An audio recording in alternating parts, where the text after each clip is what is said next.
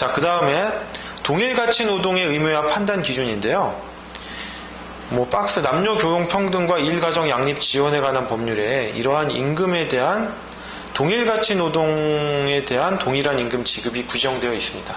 이 규정이 근로기준법에는 없지만요, 다른 법에 규정되어 있기 때문에 반드시 숙지해야 됩니다. 왜냐? 내가 근로기준법 외에 다른 법률까지 해야 되냐, 바빠 죽겠는데, 하지만 다는 아니더라도 필요한 관련된 규정들은 숙지하셔야 됩니다. 특히 남녀고용 평등법은 시험장에서 배포되는 법전에 포함되어 있습니다. 그렇기 때문에 다는 아니더라도 관련된 규정은 알고 계셔야 됩니다. 자, 임금에 있어서 균등한 처우는 동일가치 노동에 대한 동일한 임금의 지급을 의미한다. 이 부분 반드시 숙지하시고요. 관련 법률인 남녀고용평등법에서 쉽게 찾을 수 있도록 항상 연상하시기 바랍니다. 자, 35페이지 위에 보시면 대법원 판결 2002도 3883 판결이 있는데 재밌는 판결이죠. 남자가 여자보다 체력적으로 조금 우세하지만 그게 임금의 차등을 정당화할 정도는 아니다라는 판결. 그 다음에 제2절 강제근로의 금지, 당연한 거 규정되어 있고요. 근로기준법 제7조입니다. 제3절 폭행의 금지인데요. 이것도 당연한 거 아니냐. 사용자가 근로자에게 폭행을 하면 형법상 폭행죄로 처벌하면 되지 않느냐라고 하는데, 근로기준법에 규정되어 있다는 것은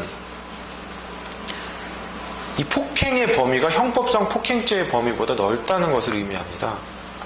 36페이지 보시면요. 형법상 폭행과의 관계, 1번 폭행의 범위, 형법상 폭행의 개념보다 넓게 해석해야 된다. 2번 반의사불벌죄 여부, 형법상 폭행죄는 반의사불벌죄지만 근로기준법상은 반의사불벌죄가 아닙니다. 지금과 같은 민주화가 진행된 시대에 어떻게 사용자가 근로자를 때리느냐라고 했지만 불과 몇십 년 전만 해도 마치 근로자를 자기 하인이나 머슴처럼 생각하면서 손쉽게 폭행이 이루어졌던 적이 많습니다. 자, 제4절 중간 착취의 배제인데요. 이건 근로기준법 제9조 조문을 한번 읽겠습니다. 누구든지 법률에 따르지 아니하고는 영리로 다른 사람의 취업에 개입하거나 중간인으로서 이익을 취득하지 못한다라고 되어 있습니다. 자, 이 부분 대법원 판례와 하금시 판례가 갈렸습니다.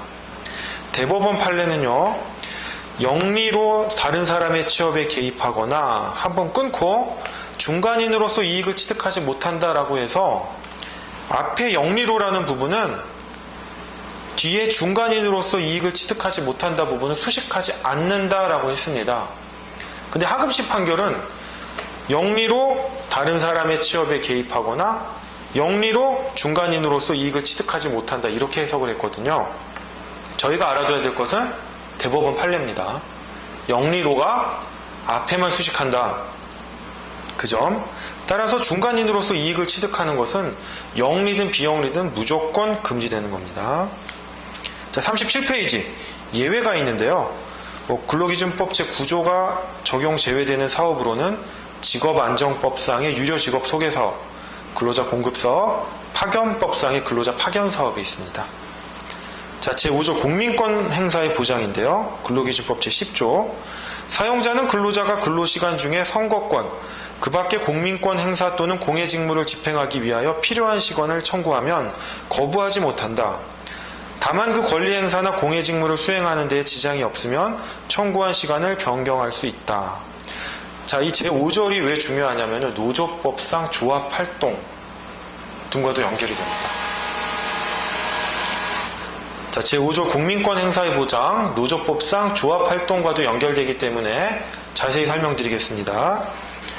자, 근로자가 근로시간 중에 공민권을 행사한다면 이것은 근로시간에 포함됩니다. 자, 여러분 1일 근로시간이, 1일 법정 근로시간이 몇 시간이죠? 8시간입니다. 일주에는요 40시간입니다. 그 시간 중에 공민권을 행사했다. 근로시간입니다. 공민권을 행사한 시간만큼 추가로 근로할 의무는 없습니다. 아니, 그러면 근로하지도 않았는데 사용자 입장에서는 그래, 근로하진 않았지만 근로한 걸로 쳐줄게. 그런데 임금은 줘야 돼? 라고 할 때 임금은 안 줘도 됩니다.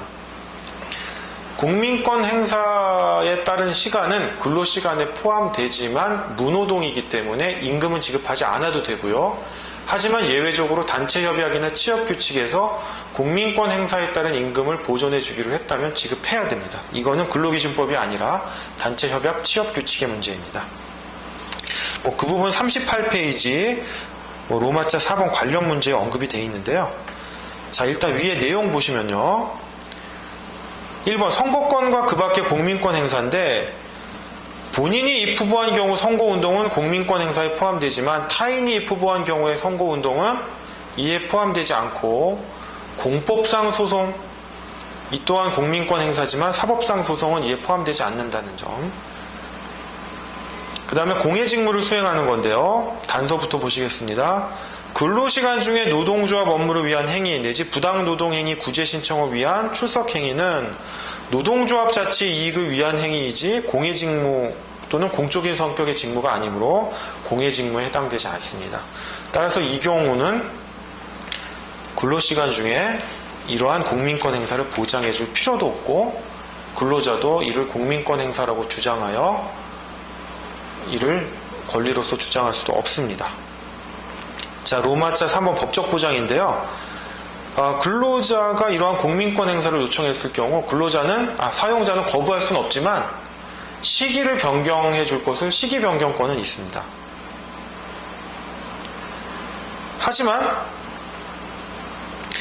뒤에 이제 휴게 시간하고 연결되는데요. 1일 8시간 근로를 하면 최소한 1시간의 휴게 시간을 부여해야 됩니다. 이 휴게 시간은 근로자의 근로시간이 아니라 근로자가 자유롭게 이용할 수 있는 시간인데요. 이 공민권 행사를 근로시간 중에 근로자가 공민권 행사를 요청했을 때 사용자가 그래 공민권 행사해 내가 보장해 줄게 근데 지금은 말고 다른 시간에 해 라고 하는 시기 변경권은 인정되는데 그 시기 변경권을 휴게 시간에 공민권을 행사하라라고 할 수는 없다는 겁니다. 휴게 시간은 휴게 시간대로 부여하고 공민권 행사는 근로시간 중에 부여해야 되고 근로시간 중에 다른 근로시간으로 변경을 해야 된다는 거지 휴게 시간에 부여해서는 안 된다는 겁니다. 자, 로마자 4번 관련 문제인데요. 아까 설명드린 바와 같이 공민권 행사 보장은 공민권 행사에 필요한 시간을 보장해 주는 것이지 그 시간의 임금까지도 보장해 주는 것이 아니므로 원칙적으로 사용자의 임금 지급 의무는 없다. 다만 임금 보존을 위한 단체협약 취업규칙의 규정이 있다면 임금을 보존해 줘야 한다. 자, 연차 휴가의 산정입니다. 마찬가지로 공민권 행사는 근로시간으로 보기 때문에 임금 지급 의무만 없고 근로시간으로 보기 때문에 출근한 곳으로 간주해야 합니다. 따라서 출근율을 기준으로 한 연차 휴가 산정에 있어서 불이익을 주어서는 안 됩니다. 공민권 행사했다고 해고한다면 근로기준법 제23조에 따른 부당한 해고가 되겠죠. 예, 그 다음 넘어와서 39페이지 제8장 근로계약입니다. 제1절 근로계약 일반에 대해서 보겠습니다. 이제 근로자, 사용자에 대한 것을 설명했고요. 근로계약이란 게 무엇이냐? 근로계약이라는 것은요, 계약의 형식이나 명칭을 불문하고 명시적인 계약뿐만 아니라 묵시적인 계약 체결도 가능합니다. 그리고 반드시 서면으로 할 필요는 없고요. 구두에 의한 계약도 무방하지만 서면으로 하는 게 유리하겠죠. 그렇다면 이 근로계약의 성립 시기는 언제냐? 근로계약 체결시다. 통설과 판례가 일치하고 있습니다. 근로계약 체결시.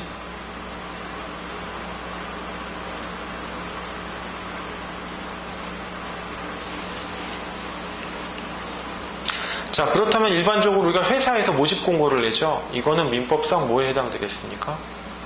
청약이 아니라 청약의 유인입니다. 그 회사의 모집 공고를 보고 저희가 입사 지원서를 내죠. 이게 청약입니다. 나 뽑아주세요. 그래서 이제 전형을 거쳐서 뽑으면 즉 회사가 채용 통보를 하는 것이 승낙에 해당되겠습니다. 자, 그러면 이제 근로계약을 체결했을 때 근로계약의 효력이 문제가 되는데요. 근로계약 효력에 대해서는 근로기준법 제15조가 규정하고 있는데 이 부분 반드시 알아두셔야 됩니다. 40페이지 보겠습니다. 근로기준법 제15조 이 법을 위반한 근로계약, 즉 근로기준법을 위반한 근로계약인데요. 제1항 이 법에서 정하는 기준에 미치지 못하는 근로조건을 정한 근로계약은 그 부분에 한하여 무효로 한다. 자, 제1항은 강행적 효력을 나타내고 있습니다. 제15조 제1항 강행적 효력입니다. 근로기준법에 위반한 근로계약은 무조건 무효다. 뭐 근로자가 동의를 했던 단체협약이나 취업규칙에서 유효로 한다고 했건 무조건 무효입니다. 근데 특이한 점은 민법상 전부 무효가 아닌 민법 제137조 전부 무효가 아닌 일부 무효의 법리를 차용하고 있다는 점. 저희가 앞서 설명드린 유리의 원칙 때문에 그렇죠. 자, 유리의 원칙 한번 복습합니다.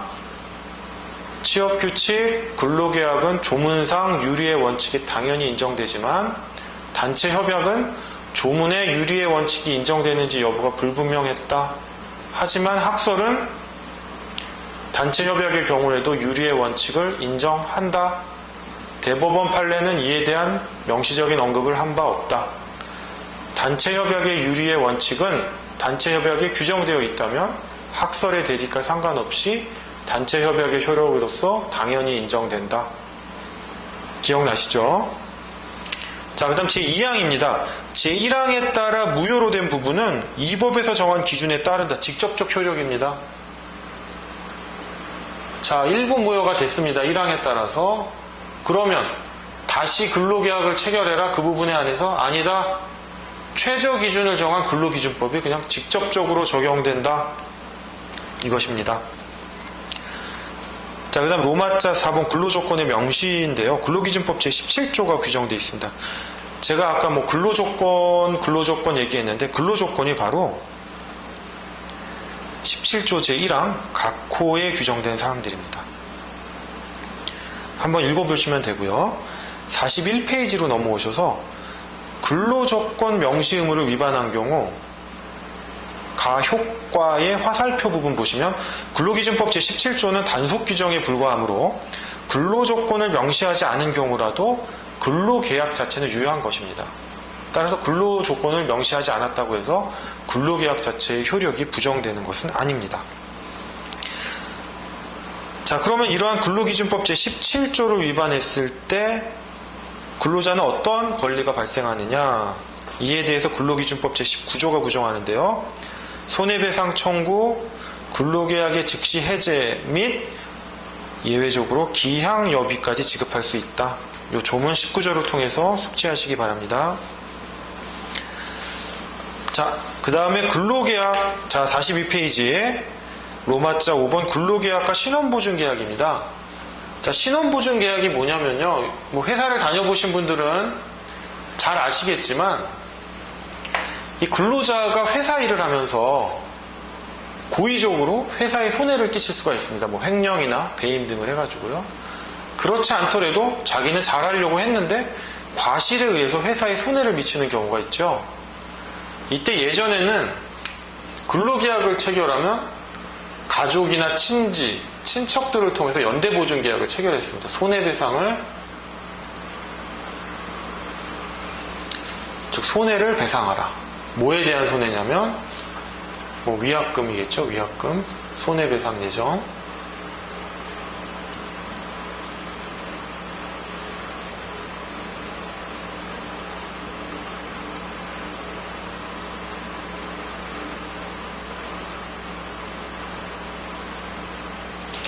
이 위약금을 연대보증 형식으로 회사가 보전을 했는데 이게 너무 가혹하거든요. 보증인들한테, 또 근로자들한테도 가혹하고.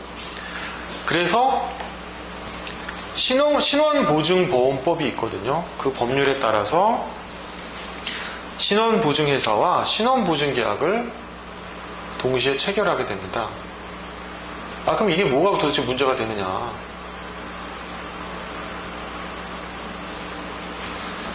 이제 뒤에서 보시겠지만 이제 근로계약에는 우리가 이제 민법에서 보면 계약 체결의 자유, 뭐 계약 성립의 자유, 뭐 계약 방법의 자유, 계약 내용의 자유 이런 게 있는데 계약 내용의 자유와 달리 근로기준법에서 근로계약은 그 내용이 일정 부분 제한되어 있습니다. 이러한 내용은 근로계약에 들어가면 안 돼라고 하는 게 위약금, 손해배상 예정, 즉 위약 예정 금지라는 게 있습니다. 위약 예정 금지.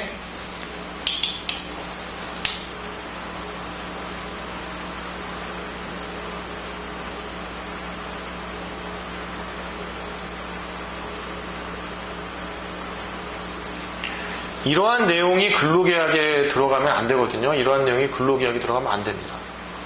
그러면 이 신혼보증계약이 이 위약예정 금지에 위반되는 거 아니야? 라는 의문이 있을 수 있는데요.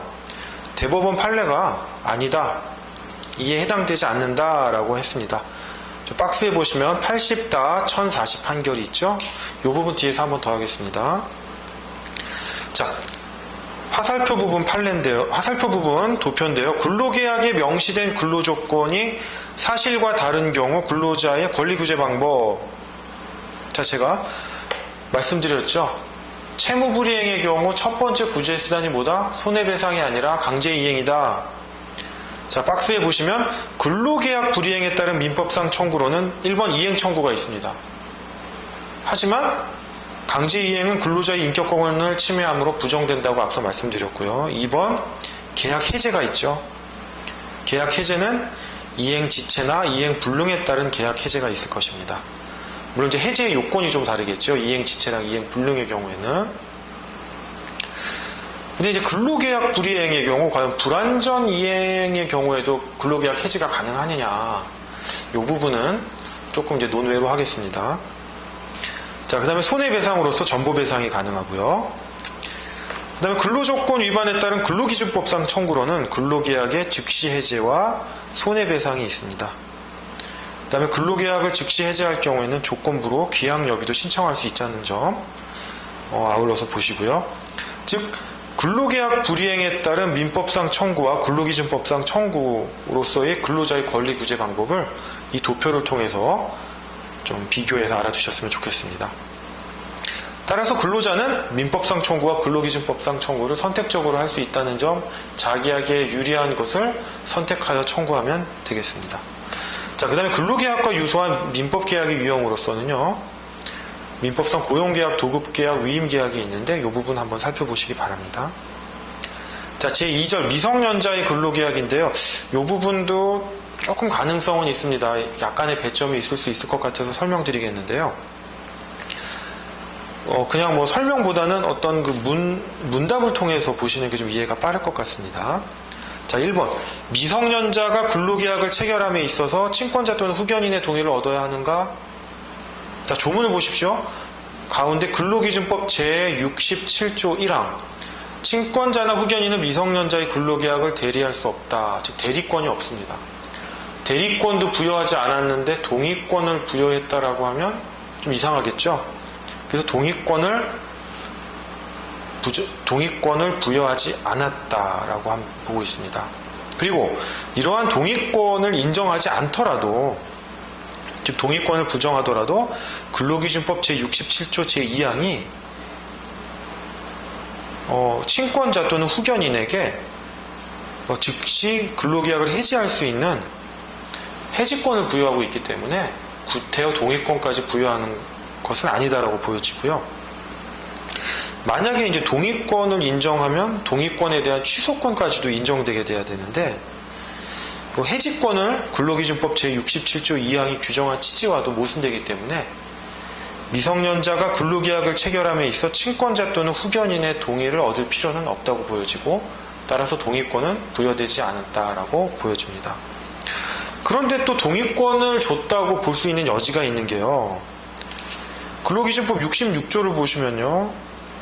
사용자는 18세 미만인 자에 대하여는 그 연령을 증명하는 가족관계 기록사항에 관한 증명서와 친권자 또는 후견인의 동의서를 사업장에 갖추어 두어야 한다 그러니까 친권자 또는 후견인의 동의를 받아야 동의서라는 게 있지, 동의도 안 받았는데 뭔 동의서가 있느냐 라고 하기 때문에 이 조항 때문에 친권자나 후견인의 동의권을 인정한 것이 아니냐라는 강력한 반론이 제기될 수 있는데요.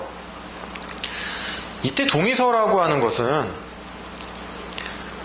근로기준법 제66조는 계약의 성립 및 존속에 관한 규정이 아니라 행정적인 절차를 위한 규정으로서 그 위반에 대한 벌칙도 과태료로 규정되어 있고요. 제66조의 취지는 연소근로자의 연령 확인을 위한 것일 뿐이지 친권자 또는 후견인의 동의를 요하지 않는다고 보는 것이 앞서 설명드린 그 1번 문답에서 설명드린 것처럼 동의권까지 부여한 취지는 아니다라고 보여집니다. 자, 3번 44페이지 3번입니다. 사용자가 18세 미만의 연소근로자를 해결하는 경우 친권자나 후견인의 동의를 얻어야 하는가? 18세 미만의 연소근로자와 근로계약 체결할 경우 친권자나 후견인의 동의를 얻어야 하는지 여부와 상관없이 해고의 경우에는 근로기준법 제23조 제1항에 이거 해고할 수 있기 때문에 동의를 얻을 필요는 없다고 판단됩니다.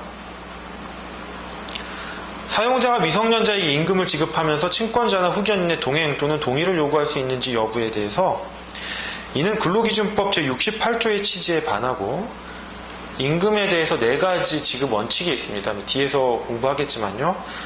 근로기준법 제43조 제1항 직접 지불 원칙에도 반하기 때문에 후견인의 동행 또는 동의를 요구할 필요는 없습니다. 자, 제3절 근로계약의 내용 제한입니다. 아까 말씀드린 근로계약의 내용 제한에 대해서 이제 본격적으로 보시겠는데요. 근로계약이라고 하는 것은 필연적으로 사용자와 근로자 사이의 종속관계 및 인신구속관계를 수반하기 때문에 근로계약의 내용을 일정 부분 제한할 필요가 있습니다.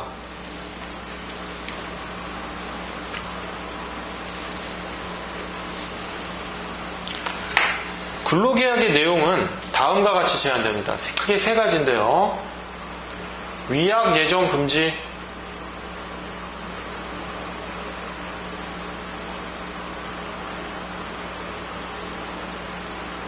그 다음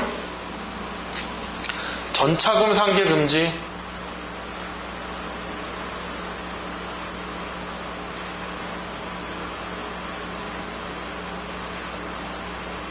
세 번째, 강제저축 금지가 있습니다.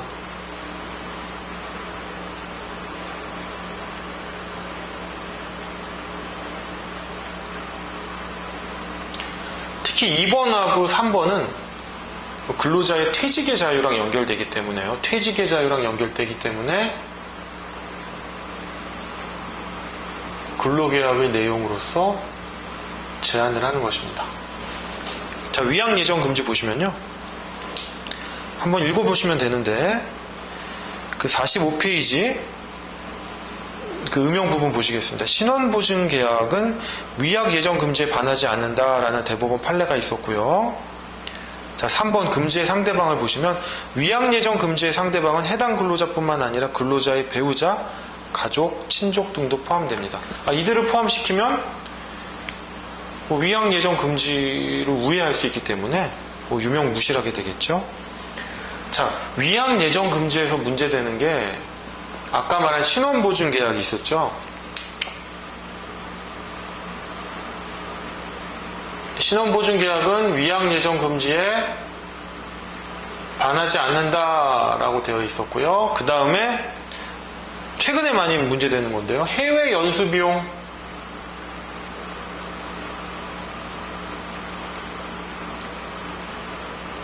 해외 연수 비용이 뭐냐면요. 근로자가 어느 일정 기간 근로를 하면 사용자가 어떤 근로 의욕을 고취시키고 재개발 차원에서 해외 연수를 보내는 경우가 있습니다. 이 경우 해외 연수를 해외 유명 대학에 보내는 경우, 대학원에 보내는 경우 2년 내지 3년의 기간을 정해서 보내는데요. 이 경우 회사가 근로자의 해외 체류 비용을 보전해주는 경우가 있습니다. 임금도 지급해주고요. 생활비도 지급을 해주겠죠. 그러면 이 경우 근로자가 돌아왔을 때 해외 연수기간만큼 귀국해서 2년이면 2년, 3년이면 3년간 의무 복무를 해야 되는 규정을 두는 경우가 있습니다. 그렇게 하지 않으면 그 해외 연수 기간에 지급됐던 임금이라든지 생활 비용을 회수하는 규정을 둘 수가 있습니다. 이런 것이 위약 예정 금지에 반하지 않느냐라는 부분이 있는데요. 이 부분에 대해서 학설은 이거 복리후생 차원에서 지급한 금원이니까 이러한 약정 자체는 무효다라고 하고 있지만, 저희는 대법원 판례의 입장을 무조건 숙지해야 됩니다. 대법원 판례는 용어도 알아두셔야 됩니다. 면책특약부 소비대차 계약이다. 면책특약부 소비대차 계약.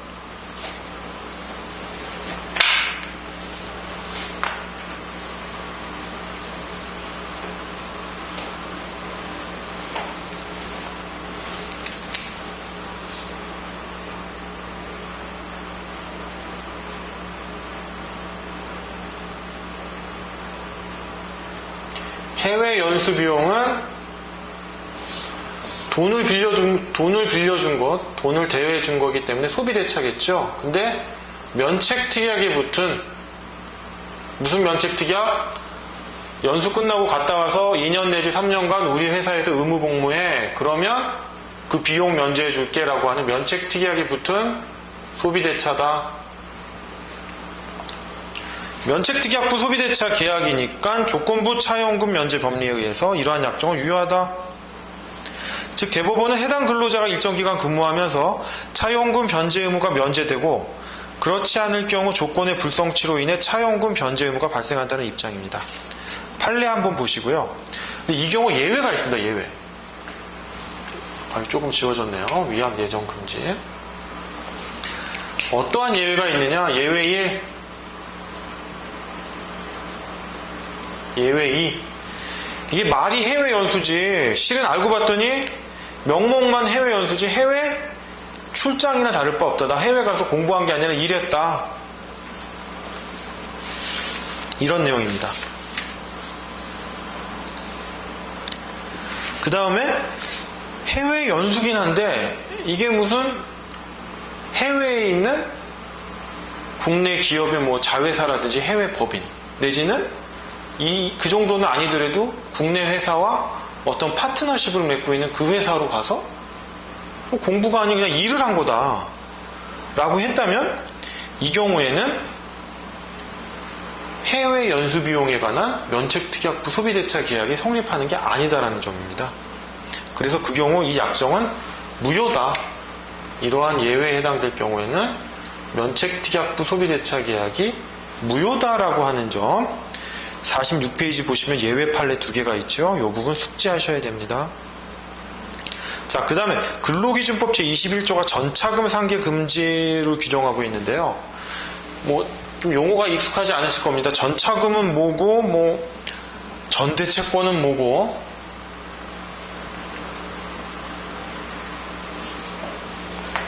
용어가 조금 익숙하지 않으실 텐데요. 전차금 상계 금지입니다.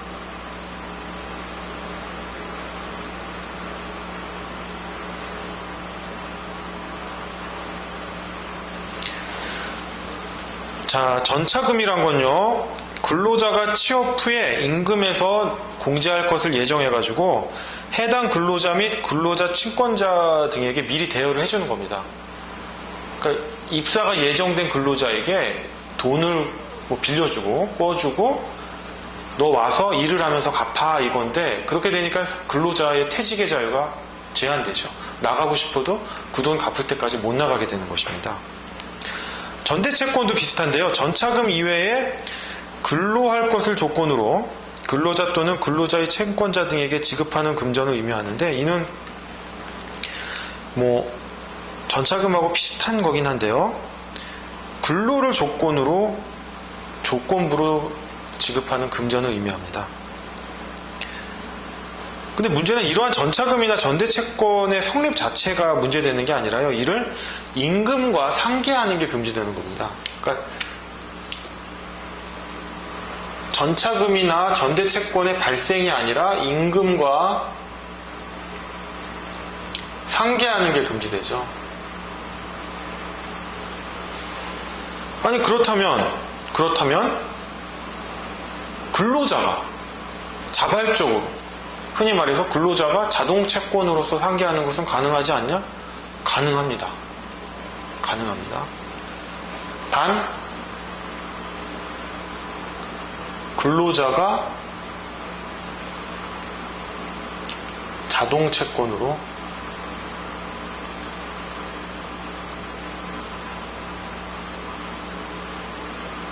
상계 가능합니다. 칠판 보이시죠? 자, 그러면 또 회사 다니신 분들은 또 알 겁니다. 회사에서 뭐 주택구입자금, 뭐 생활안정자금, 뭐 우리사주 구입대금 이래가지고 회사가 빌려주는 돈들이 있는데요. 근로자가 재직 중에 회사로부터 대여하는 금전은 전차금이나 전대채권이 아닙니다.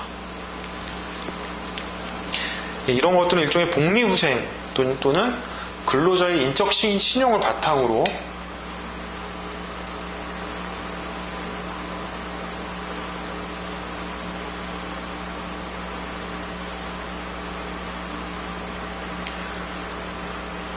즉 복리후생적 대여금의 경우에는 전차금하고 다른 건 뭐라고요?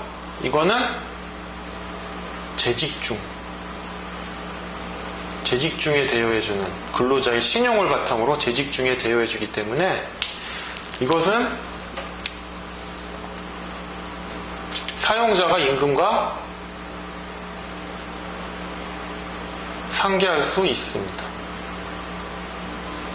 자, 임금과 상계할 수 있으니까 뭐 근로자가 자동 채권으로 상계하는 건 당연한 거고요. 뭐 상계를 하던 말던 사용자가 우선적으로 임금과 상계를 하겠죠. 자, 다시 한번. 전차금은 상계가 금지됩니다. 즉 임금과 상계가 금지되는데 근로자가 자동 채권으로 상계하는 것은 가능하고요. 복리후생적 대여금, 재직 중에 발생하는 복리후생적 대여금은 임금과 상계가 가능하다. 뭐 근로자가 자동 채권으로 하느니 뭐 수동 채권으로 하느니 문제되지 않습니다. 네, 그 다음에 근로기준법 제22조 강제저금의 금지인데요. 이 또한 이제 퇴직의 자유가 보장되어야 되기 때문에 강제저금을 할 수 없다는 것입니다. 즉, 사용자가 임금을 주면서 일정 부분을 자기가 떼서 뭐 자기가 뭐 따로 유보해 놓는다든지, 뭐 내가 아는 은행이 있는데 이자를 많이 준다고 하니까 거기다 저금을 하라라든지 할 수 없는 것입니다.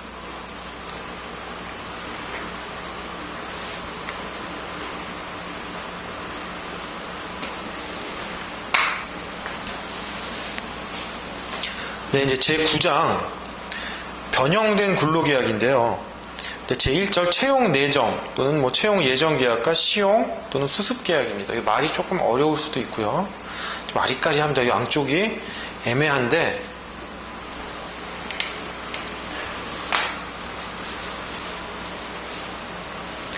쉽게 생각하셔서 이 도표를 보시면 되는데 채용 내정 계약은 이런 겁니다.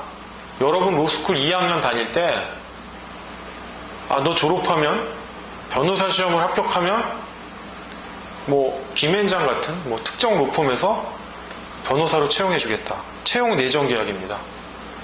근로 안 합니다. 로스쿨 2학년 때 공부하고 3학년 때 공부하고 변호사 시험에 합격해야 그때부터 이제 채용이 되는 거죠. 자, 시용 또는 수습 계약은요. 일단 써보는 겁니다. 뭐 일종의 이런 거죠. 이제 변호사 시험을 합격하고 저희가 6개월 뭐 연수를 받아야 되지 않습니까? 근데 얘가 어떤 애인지 모르고 업무 능력이 어느 정도 모르니까 6개월간 와서 일해봐. 일해서 괜찮으면 본 계약을 체결해 줄게. 이게 바로 시용 내지 수습 계약입니다. 원래 시용이란 말은 근로기준법에는 없고요. 근로기준법 및 근로기준법 시행령에 이제 수습이라는 말은 나옵니다. 자, 이러한 채용 예정 내정 계약과 시용 계약은 그 성질이 통설 판례가 모두 해약권 유보부 근로계약 성립설 이렇게 되어 있습니다. 명칭 암기하셔야 됩니다. 왜냐하면 예약설, 근로계약 체결 과정설 이래버리면 근로계약 체결 시점이 뒤로 미뤄집니다. 한번 보십시오.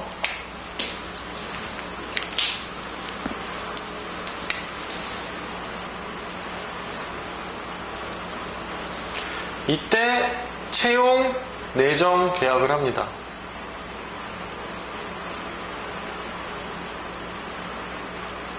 이때 시용 계약을 합니다. 이때 본 계약이 되겠죠. 이때 계약의 종료, 근로계약 해지쯤 되겠죠. 여기는. 그럼 아까 말씀드린 바와 같이 채용 내정 계약은 근로를 하지 않습니다. 시용 계약은 근로를 합니다.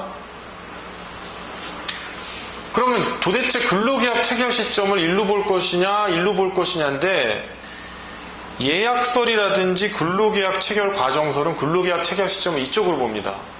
그러니까 근로기준법이 이쪽부터 적용이 되고 이쪽에서는 근로기준법이 적용이 안 되겠죠. 하지만 해약권 유보부 근로계약 성립설은 이 시점에서 근로계약이 체결됐다. 다만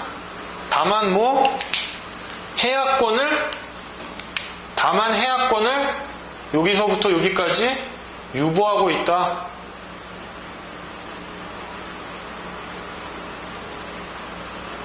그러니까 사용자도 이 기간 동안에는 해약을 할 수 있습니다. 다만 근로계약 체결 시점은 여기부터니까 근로기준법의 적용은 받습니다. 물론 다 받는 건 아니고요. 제한적으로 받고 해고에 있어서도 정당한 이유 판단에 있어서 조금 완화된 사용자에게 유리한 판단을 하긴 합니다. 자, 해고 제한 보시면요. 채용 내정의 취소, 즉 해약권 행사하는 경우겠죠. 시용기간 중 시용기간의 만료 때 본계약 체결 거부, 이런 것들은 실질적으로 해고랑 마찬가지입니다. 왜냐? 근로계약이 이때 체결됐기 때문에 해약권을 행사하면 해고랑 동일한 겁니다. 실질적으로 해고와 동일하므로 근로기준법 제23조의 해고 제한 규정이 적용되어야 하는데, 다만 정당화 사유는 정식 근로자에 대한 해고의 정당화 사유보다 넓게 해석되어야 한다. 판례 입장입니다. 당연하죠. 상식적이죠. 왜냐하면 내가 얘를 살펴봐야 되기 때문이죠. 어떤 사람인지 전혀 모르고. 그렇기 때문에 일반적으로 정식 근로자를 해고할 때는 해고 예고를 해야 됩니다. 하지만 이런 경우에는 너는 당연히 해약권이 유보되어 있고 해고를 예상할 수 있는 다이기 때문에 해고 예고 제도가 적용되지 않습니다. 자, 48페이지 보시면요. 판례가 그런 것들을 표현하고 있습니다. 제2절, 이제 시용과 수습의 관계인데요. 근로기준법 제35조에 이제 수습중인 근로자라고 되어 있는데, 조금은 다릅니다. 이론상은 시용과 수습이 조금 다른데요. 시용은 정식 채용을 전제로 한 계약으로서 얘가 업무에 적응성이 있는가라는 걸 판단하는 거라면요. 수습계약은 이런 게 아니라 이미 2단계에서 근로계약이 체결됐는데 갓 입사한 신입사원이 뭘 할 줄 알겠습니까? 갓 입사한 신입사원이 뭘 할 줄 모르니까 교육훈련을 한다든지 어떤 업무의 적응성을 판단하는 게 아니라 업무 훈련을 시키는 겁니다. 즉 근로자의 직업 능력의 양성과 교육을 목적으로 한다는 점에서 구별되는데, 사실 시용이나 수습이란 말을 혼동해서 쓰기도 하고요. 그렇기 때문에 그 자체가 중요한 것은 아닙니다. 제3절 시용계약과 관련한 법적 문제인데, 시용기간, 1번 시용기간의 제한에 관해서 명시적인 규정은 없습니다만 근로기준법 및 동시행령에 보면 수습기간이 3개월 이내로 제한되거든요. 그렇기 때문에 시용기간도 3개월 이내로 제한된다고 보아야 하지 않는가. 그 다음에 시용계약, 2번 퇴직금 연차 규정 산정 시 포함 여부인데요. 시용계약은 뭐라고 했습니까? 그 자체가 근로계약 체결이다라고 봤기 때문에 시용기간은, 이 기간은 이 사람이 그 이후 본계약이 체결돼서 이때 퇴사를 하게 됐다라고 한다면 퇴직금 산정은 이 전체로 퇴직금을 산정해야 된다 이거죠.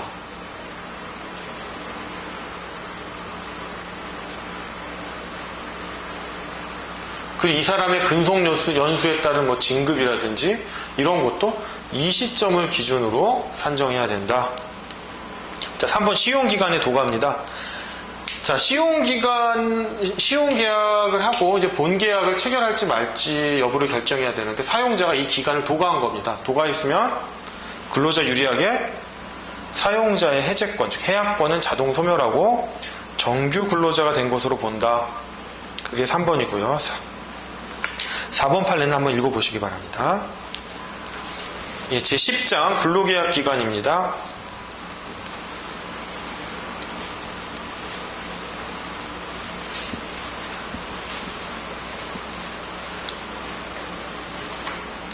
제1절 근로계약 기간의 유형인데요.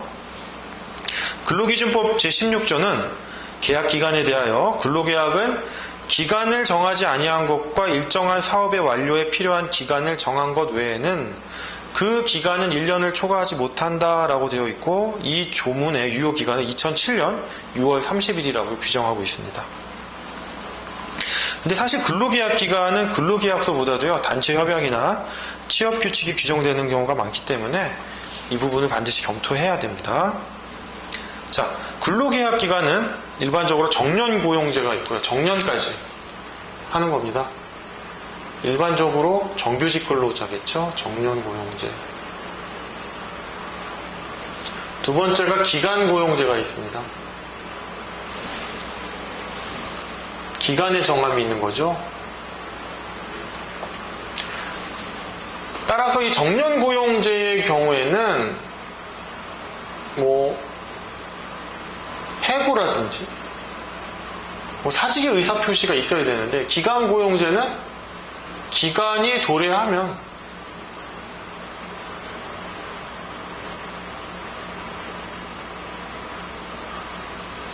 별도 의사표시 없이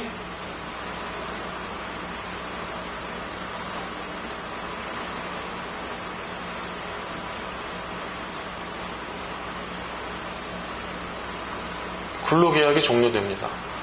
물론 회사에서 알려는 줍니다. 당신하고 갱신하지 않기로 했어요. 이 기간이 도래했습니다라고 얘기해 주는 거는 그냥 확인해 주는 것에 불과하지 특별히 정규직으로 전환하거나 계약 기간을 연장해 주지 않으면 기간이 도래하면 별도 의사표시 없이 근로계약이 종료합니다. 그러나 정년고용제의 경우에는 해고하거나 근로자가 자발적으로 사직하지 않는 한 쭉 가는 거죠. 자, 그런데 이러한 기관제 근로자가 불리한 위치에 있기 때문에 이러한 계약 기간을 사용자가 갱신하는 데 있어서 사용자의 갱신 거절을 제한할 수가 있습니다. 그 제한하는 방법이 4가지가 있는데요. 이 부분 반드시 좀 숙지를 하셔야 됩니다. 왜냐하면 이제 사회적 약자에 대한 배려가 중요시되고 있기 때문에요. 자, 기간 고용제에 있어서 사용자의 갱신 거절 자유에 대한 예외. 즉, 사용자가 나 이제 갱신 안 할래. 딴 사람 뽑을래. 라고 하는 갱신을 거절, 계약 갱신을 거절하는 것에 대한 예외 사유입니다. 즉, 함부로 갱신 거절 못하고 갱신해줘야 된다 이겁니다. 그게 바로 4가지인데요. 자, 1번. 법령이나 단체협약, 취업규칙, 근로계약의 계약갱신 의무가 사용자에게 부여된 경우. 그 다음 2번. 기간의 정함이 형식에 불과한 경우. 형식적인 것 뿐이지 실은 정년고용제랑 다를 바 없다. 다음 연봉제 계약기간인데요. 그 근로계약기간을 정해놓은 게 이 사람의 어떤 너 언제까지만 근로해라고 하는 근로계약기간이 아니라 그 연단위별로 연봉을 산정하는 그 기준에 불과할 경우가 있습니다. 매년 올라갈 수도 있고 내려갈 수도 있고 연봉이 그냥 연봉 산정의 어떤 회계 단위로서의 규정만 있을 때는 그때의 근로계약 기간도 형식적인 것이다. 즉 2번과 동일한 선상에서 볼 수 있고요. 근데 4번이 조금 특이한데 이게 이제 하급심 판례에서 인정되는 건데 기간의 정함이 있는 계약이다. 즉 아까 말한 1번, 2번, 3번 해당이 안 됩니다.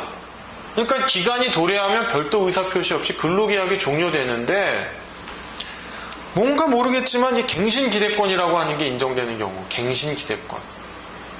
이게 민법에서 보면 꼭 물권적 기대권하고 비슷한 이런 건데요. 갱신지대권이 인정된다면 이 경우에도 함부로 갱신을 거절할 수가 없다라는 건데요. 이 판례, 하급심 판례 한번 읽어보시기 바랍니다. 네. 그 다음에 제 52페이지 제3절 묵시의 갱신에 대한 건데요. 네, 이거는 뭐 민법에 나와 있는 이제 갱신, 묵시적으로 갱신이 됐다라고 하는 민법 규정인데,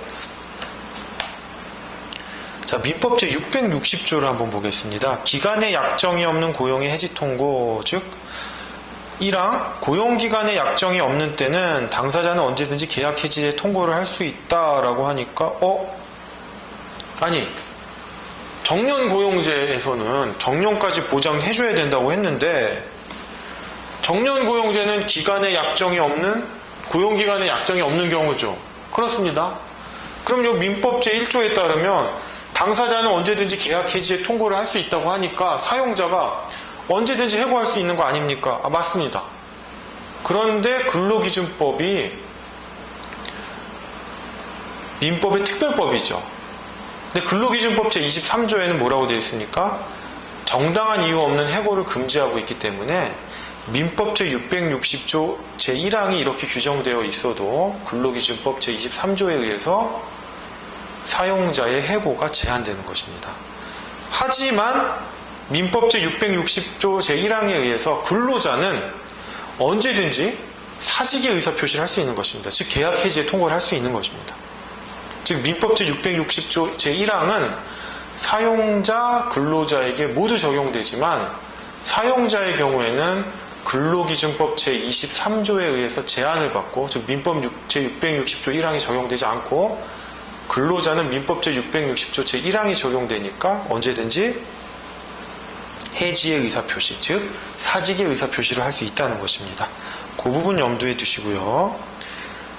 따라서 요 밑에 있는 박스의 대법원 판결은 조금 오해의 소신이 있습니다. 이게 근로기준법의 적용이 배제되는, 즉 민법상 고용계약이 적용되는 부분의 판례이기 때문에 이 판례가 뭐 일반적이라고 할 수는 없고요. 제가 방금 전에 설명드렸던 그 내용을 명심하시면 되겠습니다. 자, 근로기준법 제16조의 의미 제4절인데요. 이 부분이 예전에 대법원 전원합의체 판결이 있어서 좀 한번 짚고 넘어가야 될 부분은 있었는데요. 이 법의 유효기간이 2007년 6월 30일이기 때문에 53페이지 보시면, 53페이지 중간에 보시면 2007년 7월 1일부터 근로기준법 제16조가 실효돼서요. 이 부분 대법원 전원 합의체 판결을 굳이 읽으실 필요는 없을 것 같습니다만 한 번쯤 읽어보시는 것도 나쁘진 않을 것 같습니다. 자, 제5절 기간제 근로자의 계약기간인데요. 기간제 및 단시간 근로자 보호 등에 관한 법률 제4조에서 규정하고 있습니다. 이 부분 따로 문제화될 것 같진 않은데요. 여러분에게 시험장에서 배포되는 법전에 있는 부분이기 때문에 이 정도는 좀 알고 계셨으면 좋겠고요. 다음 페이지 제54페이지인데요. 제6절 파견근로자의 파견기간도 파견근로자 보호 등에 관한 법률 제6조와 제6조의 2에서 규정하고 있습니다. 이 부분도 좀 숙지하셨으면 좋겠습니다. 네, 이제 제11장 근로계약의 종료에 대한 것입니다. 이제 근로계약을 체결했으니까 근로계약이 어떻게 종료되는지를 봐야 이제 근로계약 관계의 원세트가 딱 끝나는 거죠. 자, 근로계약의 종료는요.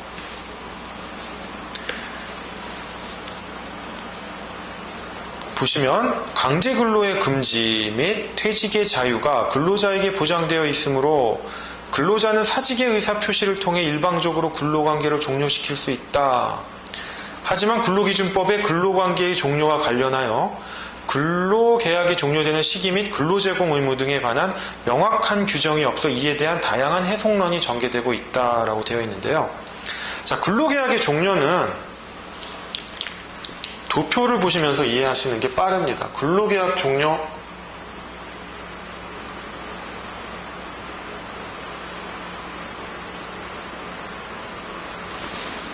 자, 사용자가 행하는 해고에 의한 종료가 있습니다. 해고.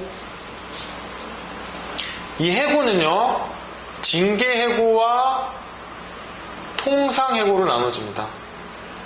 징계해고는 근로자에게 어떤 비위 행위가 있는 겁니다. 뭐 회사 재산을 횡령했다든가 어떤 범죄 정도 되는 뭐 비위 행위가 있어야 되고요. 통상해고는 뭔가 인사평가를 했는데 얘가 뭐 계속 인사평가가 안 좋다, 고가가 안 좋다, 뭐 직원들하고 관계도 안 좋다라고 하는 그런 사유로 이루어지는 해고인데요. 뭐 이 부분은 해고 파트에서 보다 자세하게 할 거기 때문에 지금은 잠깐 보류해 두시고요. 그 다음에 해고에 의하지 않은 종료 사유가 있어요. 해고에 의하지 않은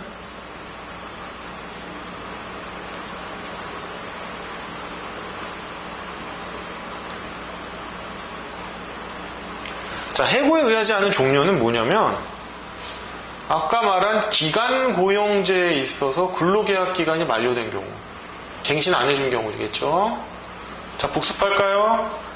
기간 고용제에 있어서 사용자의 갱신 거절이 인정되지 않는 경우 네 가지 뭐라고 했습니까? 자, 한번 살짝 볼까요? 예. 법령이나 단체 협약, 취업규칙, 근로계약의 갱신 의무가 사용자에게 있는 경우. 두 번째, 기간의 정함이 형식적인 경우. 세 번째, 기간의 정함이 단순히 연봉을 산정하는 데 있어서 연봉제 계약 기간에 불과한 경우. 네 번째, 하금심 판결이라고 했죠. 근로자에게 계약갱신 기대권이 인정되는 경우. 이 네 가지입니다.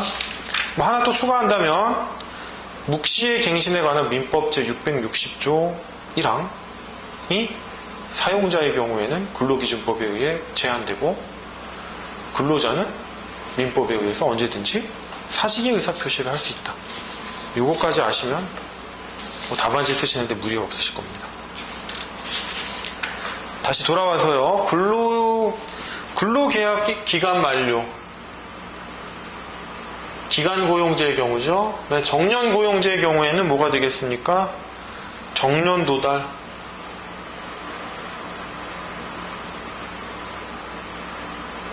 이런 경우가 있고요.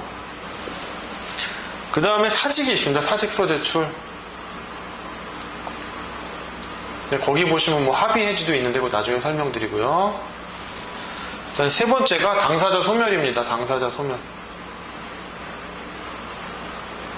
사망,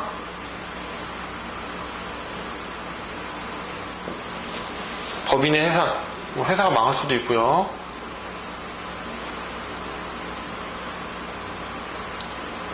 요거를 좀 머릿속에 염두에 두셔야 됩니다. 자, 요거 기간고용제,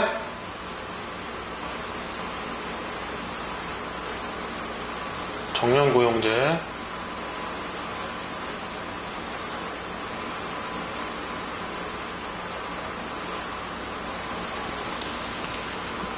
네. 좀 뭐 진하지가 않네요. 좀 진하게 다시 써보겠습니다. 정년고용제.